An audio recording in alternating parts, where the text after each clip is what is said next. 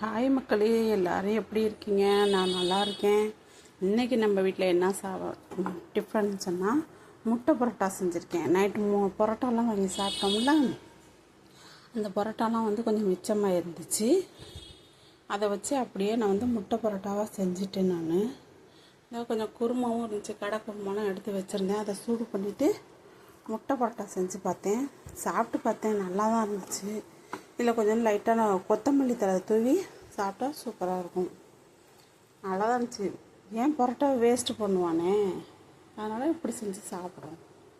நீங்களும் இதேமாரி வேஸ்ட்டு பண்ணாமல் சாப்பிடுங்க.